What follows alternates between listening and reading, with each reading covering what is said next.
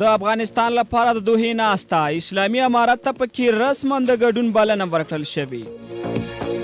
سلام د انیس میډیا درنو مینوالو ستړي مشئ که چیرې زموږ چینل ته نوي راغلي زموږ چینل در سره سبسکرایب کړئ.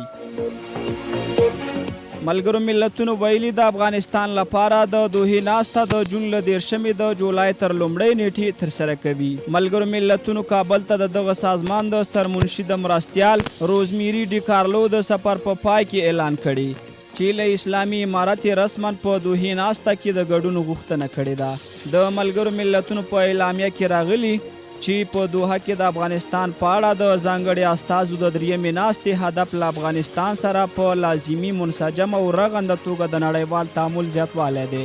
د ملګرو ملتونو د اعلان له مخې تمه ده چې ناسته د جون له 13 د جولای تر لومړۍ دوام وکړي. په سیاسي چارو او سولې جوړونه کې د ملګرو ملتونو د سرمنشي مرستیالې کابل ته په سفر کې له بېلابېلو خواو سره په بحثونو کې د افغانستان د شته ننګونو په اړه خبرې کړي دي. په اعلامیه کې راغلي چې ښکېلو لورو دا غوښتنه درلوده چې هر ډول نړیوال تعامل کې باید بشري پراختیایي او اقتصادي ننګونو ته پاملرنه وشي.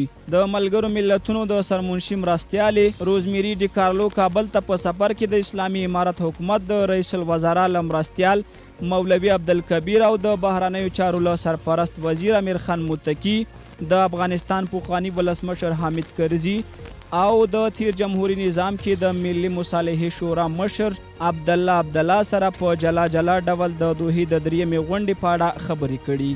مولوي کبیر چې د دوحې تیر کنفرانسونه یې د اسلامي امارت د عدم حضور له امله نیمګړي بللي ټینګار یې کړی چې دا وار د اسلامي امارت شرایط ومنل شي څو له افغانستانه هم د دوی یو پلاوی په یاده ناسته کې ګډون وکړي.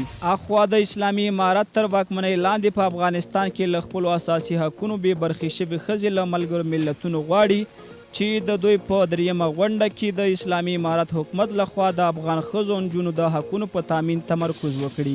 د ملګرو ملتونو په اعلامیه کې راغلي چې د سرمنشي مرستیالې له واکمن چارواکو بېلابېلو خواو سره په لیدنه کې د افغانستان د بشري حقونو په تیره بیا د ښځو پر تعلیم د بندیز په اړه خبرې کړي. ملګرو ملتونو په افغانستان کې د شته ننګونو د هواري او د یوه حل لارې د موندلو لپاره چې پکې د یوه ځانګړي استازي ټاکل هم د بحثونو یوه برخه جوړوي 2 وار په دوحه کې افغانستان په اړه ناستې ترسره کړي.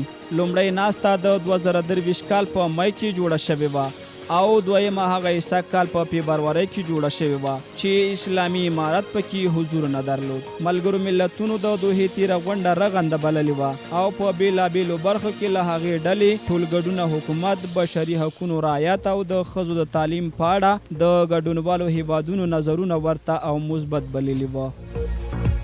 له توجه او لیدنې مو نړۍ مننه. تر بیا ښې چارې.